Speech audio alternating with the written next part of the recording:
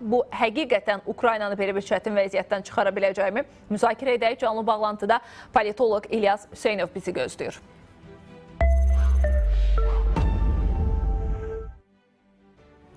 Salamlayıram sizi İlyas bəy.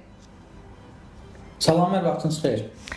Zelenski dedi ki, bizə yeni maliyyə dəstəyi lazımdır. Belə olan halda biz bu çətin vəziyyətdən çıxa bilərik. Ardınca da Ukraynanın baş nazirinin bir açıqlaması var ki, Avropa İttifaqından 5,9 milyard avro dəyərində bir yardım ayrılıb deyə. Bundan sonrasını da yəqin ki, gözləyir Zelenski belə bir məqamda. Həqiqətən çətin vəziyyətdən onu çıxardacaqmı bu məbləğlər? Minnətdaram sualınıza görə. Qərb tərəfindən, xüsusilə Avropa İttifaqı və Amerika Birləşmiş Ştatları tərəfindən Ukraynaya milyardlarla dollar məbləğində vəsaitlər ayrılıb və elə bu vəsaitlərdir ki, Ukraynanın müdafiəsini təmin etməkdə əsas gücdür və hazırki reallıqlarda söylənilən vəsaitin ayrılması qarşıdakı soyuq hava şəraitində Ukraynanın maddi, texniki, hərbi təchizatını gücləndirə bilər. Lakin bu o demək deyil ki, Ukrayna məhz yalnız ayrılmış bu vəsaitlər sayəsində öz torpaqlarını tam həcmdə işğaldan azad etmək üçün kifayətdir. Əlbəttə, burada kifayət qədər güclü vəsaitlərin ayrılması önəmli xarakter daşıyır və maraqlıdır ki, Qərb birbaşa tam həcmdə kreditləri, yardımları, tranşları ayırmır. Müəyyən fasilələrlə vəsaitlərin ayrılması, hərbi təchizatın formalaşdırılması, logistikanın inkişaf etdirilməsi həyata keçirilir. Bu da döyüş şəraitinə təsir edir, lakin geniş həcmli əks hücumun icrasına yetərli deyil. Və belə bir şərait yaranır ki, yalnız Qərbin Ukraynaya yardımı Ukraynanın müdafiəsi üçündür. Eyni zamanda verilən silah-sursat və texnikada bir çox hallarda yalnız müdafiə təyinatlı olur. Elə biz müharibədən əvvəl Ukraynaya verilən javelinlər və tank əleyhinə idarə olunan raketlər qismində də bunu görmüşdük. Əlbəttə, bu Rusiyanın Kiyev daxil olmaqla bütün Ukrayna ərazisinin işğalının qarşısını alan həlledici faktor oldu, amma hazırki dövrdə Donbas bölgəsi və digər işğal altında olan vilayətlərin azad olunması üçün kifayət etmir.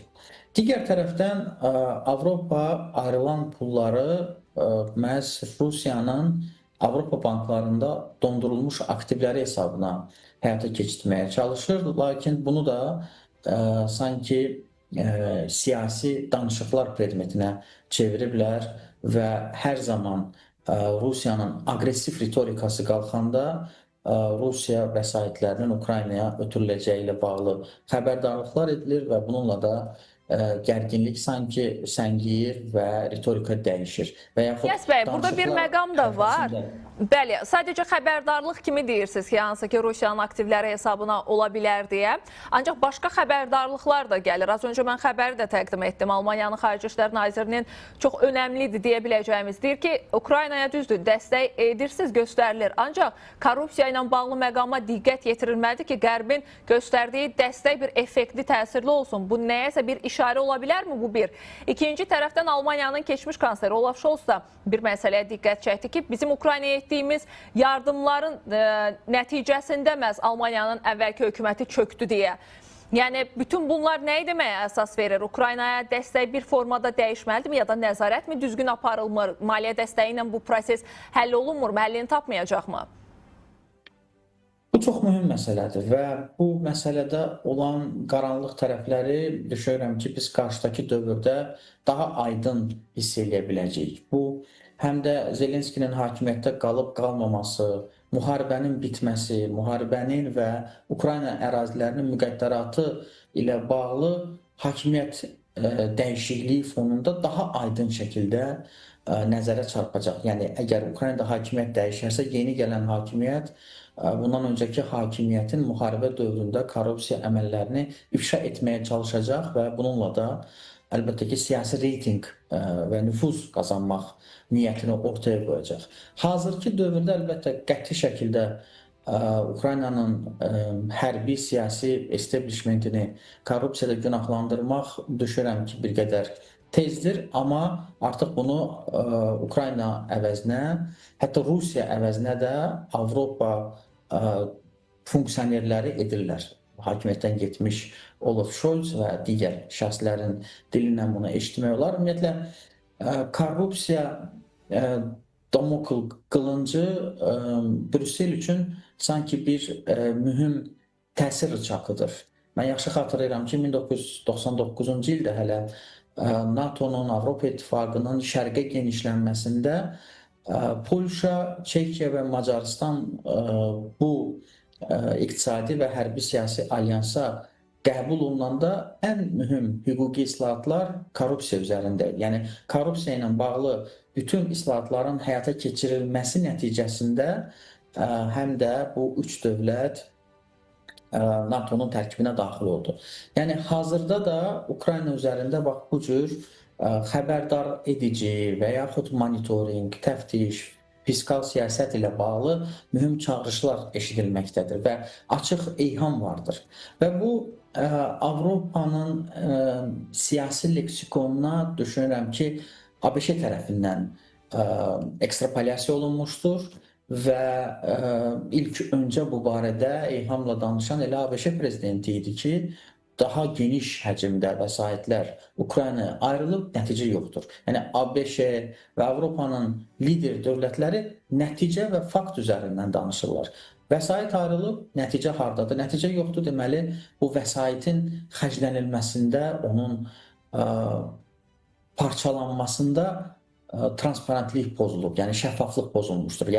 Burada bir maraqlı detal da var ki... xarakterli olduğu nəzərə çarpır. Bəli, burada bir maraqlı detal da var. Sadəcə bunu xarici ölkələr əslində bu korrupsiya məsələsini tirajlamırlar. Ukraynada da bir Ali Radanın keçmiş deputatının bugün bir verdiyi müsahibə var idi və önəmli bir faktdır deyə düşünürük. Sırf Ukraynadakı bu korrupsiya məsələsinə görə Birləşmiş Ştatlar bundan istifadə edib yaxın bir zamanda Zelenskini sıradan çıxarmaq, yəni yola salmağı planlaşdırdığı deyilir.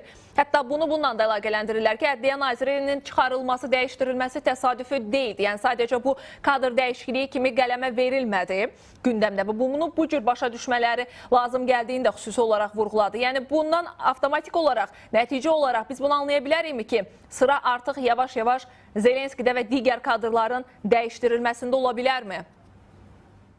Əlbəttə, bu cür ciddi irəli sürülən ittihamlar və suallar fonunda şübhəsiz ki, Ukrayna lideri də yerdəyişmələr etməlidir, müəyyən korrektələr olmalıdır bu mexanizmlərin formalaşdırılmasında və hərbi xərclərin təyinatının düzgün işlənilməsi və əldə olunan silahların nomenklaturasında. Deyək ki, sırf lazımlı silahların alınması önəmlidir. Bəli, hava-cüzə müdafiə sistemləri, zirehli texnikalar, artilleriyalar və bugün çox aktual olan PUA-lar və digər texnikaların alınmasında proporsiyanın qorunması və ordunun lazım olan ehtiyatının formalaşdırılması önəmlidir. Çünki bir müddət öncə, məsələn, mərmilərin çatışmazlığı, insan resurslarının çatışmazlığı kimi müəyyən həyəcan siqnalı var idi Ukrayna ordusunda. Sanki vaxt keçdikcə bunların aradan qaldırılmasını biz görürük, amma mən əminəm ki, Avropa ayırdığı hər sentin sonraki dövrdə davasını həyata keçirəcək. Bunun Zelenskiyə qarşı çevrilmə bir ehtimalı varmı? Çünki iddialar içində bu fikir xüsusi olaraq səsləndirildi ki, Birləşmiş Ştatlar məhz korrupsiya məsələsinə görə Zelenskiyə qarşı istifadə edə bilər. Yəni, onu aradan çıxarmaq üçün zəmin yaradır. Yəni, Birləşmiş Ştatlar bunu edərmi Zelenskiyə? Ümumiyyətlə, siyasi texnologiyalar bu cür həyata keçirilir. Əvvəlcə bir fon yaradılır, media ilə bağlı narrativlər, çıxışlar və daha sonra isə sərt artıq fikirlər, bəyanatlar ortaya gəlir. Sanki korrupsiya ilə bağlı bir mühiti, abu-havanı artıq yaradırlar və yaxud bu çox ciddi ittiham kimi Ukraynanın siyasi liderinin üzərinə yönlənə bilər. Hələ ki bunun ilkin və yaxud sonrakı mərhələsini görürük. Çox pik həddə hələ ki gəlməmişdir. Çünki müəyyən hüquq pozmaları, iqtisadi sahədə olan nöqsanlar açıq-aydın şəkildə öz əksini taparsa və əminəm ki, Qərbin bunu üzə çıxartmaq üçün də kifayət qədər auditləri, monitorinqləri var, onda bu Ukrayna prezidenti və hazırki hakimiyyətdə olan komanda üçün çox böyük problemə çevrilə bilər. Təşəkkür edirəm sizə. İlyas bəy, minnətdaram təhlilləriniz üçün. Politoloq İlyas Hüseynov qonağımız idi.